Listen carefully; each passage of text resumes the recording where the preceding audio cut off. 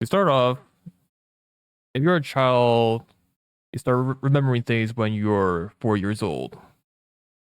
You start watching Italy, that is. If you were born in 2006, chances are you haven't seen Italy qualify for a knockouts. 4 years, 2006 to 2010, four.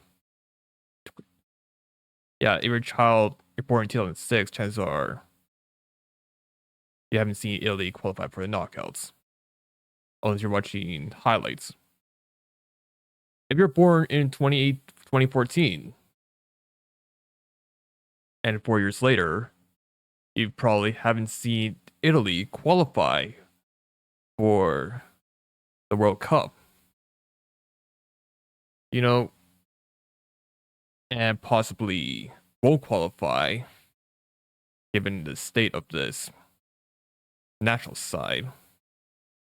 I mean, for Italy, pot one for playoffs, but will be pot two if they do qualify.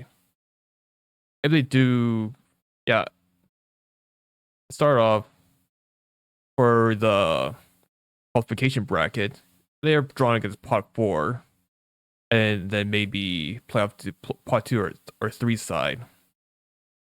To start off with Romania, Sweden, North Ireland, North Macedonia. Hey, remember Sweden? Knocked out in the 2018 World Cup, and North Macedonia knocked out in 2022. Now for against these two, and then pot two and three, Czechia, Albania, Wales, Bosnia, Poland, Kosovo, Ireland, and Slovakia. One of those games going to be knockout to each other.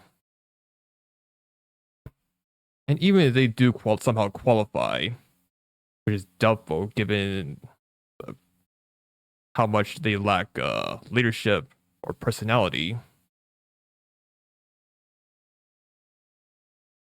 they'll be drawn to part two of the World Cup.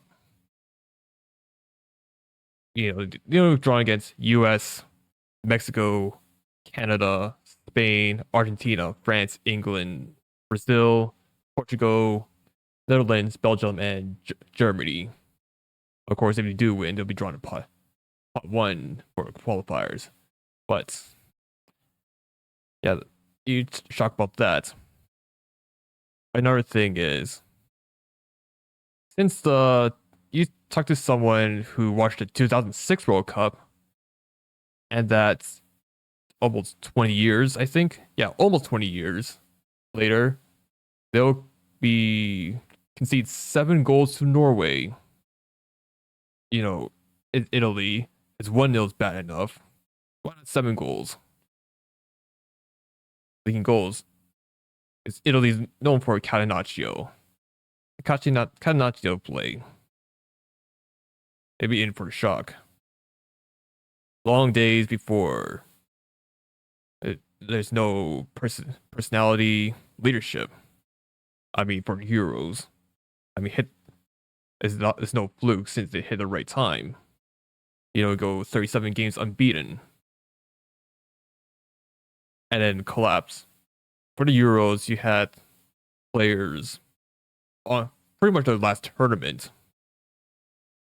I mean, Bonucci, Chiellini, actually leadership of Chiellini, experience of Bonucci, Insigne, and players who want to prove themselves in the world stage. Donnarumma.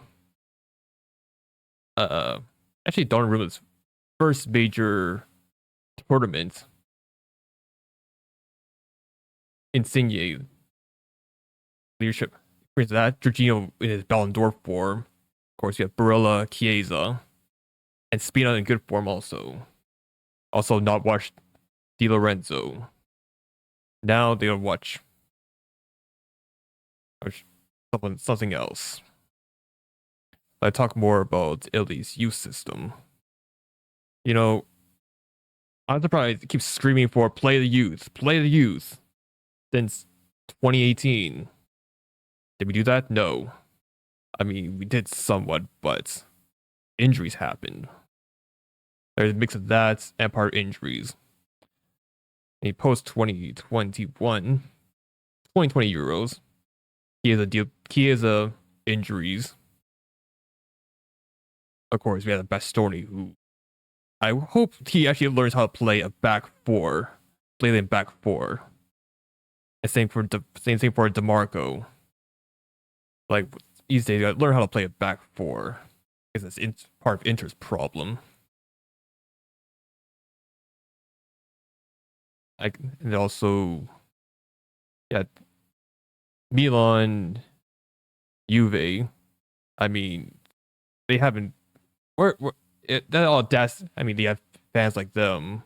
Audacity complain about the intercore when I haven't seen them develop or develop or just do the bare minimum.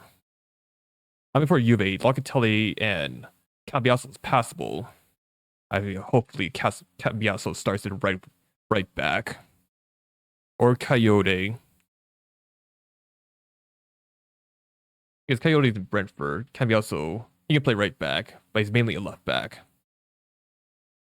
Milan, however, Ricci stay on the bench. Guartasaggi fighting with Estupinian right now for the left back role. And there's Gabbia. Okay, maybe Gabbia competing with Buongiorno. But Camarda, so-called star boy for Milan, generational talent for Milan. Why is he getting no little minutes, scrappy minutes in Lecce? Even though he's absolutely balling in the U21s. The thing about Italy's youth system is they don't really trust the youth. You either get scrappy minutes or loan onto some Serie B C side. Constantly loans and loans. They're just straight up something wrong with the youth system. You gotta explain to me why do the lower mid-table Serie A teams prefer experienced players? Why? You have experienced players. I mean, for if it's Milan, Juve, Inter, it's understandable, since these are the type of teams that demand quite a bit. But even then, Fiorentina, at least they're putting some effort. I suppose. Fagioli, Moretti, Moise Ken. Because how are we still calling up, not developing players, and still calling up the likes of Di Lorenzo? Wasn't featured in the Euros, yet called up. I mean, I know. Is Politano, not a natural goal scorer. He's not a natural goal scorer. And I don't think he's that good of a creative outlet. Cristante doesn't seem like the leadership type. I mean, he plays 3-5-2. We don't have the personnel. 4-4-2. We don't have pacey wide midfielders. 4-4-3-3. We don't, again, no pacey wingers. So another thing is the personnel. Where are we gonna get those players? They gotta develop somewhere. I mean, there's really no excuse for small pool, given that likes of Croatia and Uruguay still producing players. Yeah, that's what I would say about the youth system. There's really something about that. Why I do well in the U17, U21 tournaments, yet they don't get called up.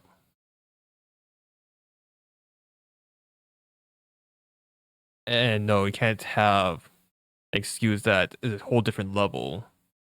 Since I read somewhere that for Serie A is even a top 10 of intensity. They don't run it as much compared to other leagues. So yeah, I have no words about that.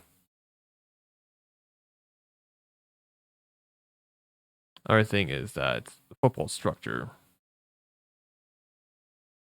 And I think the last thing, the football structure. You know, we're supposed to host the 2032 Euros, right? Why are the higher ups not progressing with the stadiums? I mean, I read somewhere that Juve Stadium is the only one that's fit, and we need somehow to get 4 other stadiums. Milan, Inter, they're sharing same stadium, but not. But hopefully they build a new one. But I doubt that it's going to be done that quick. Who's left? Atalanta maybe. Roma, Stadio Olympio. What, 1, 2, 3, 4? I don't know who else, but Como maybe. Yeah, that's a stadium. The closest, and these other stadiums need to be revamped. So I have no words for that. How are the higher ups allowing that to happen? You know, it fell asleep for the 2018 World Cup qualifications. You know, they can't take they didn't take the Euro 2020 for granted. If missing out 3 World Cup qualifications in a row doesn't wake them up, I'm just lost for words. I don't know what will.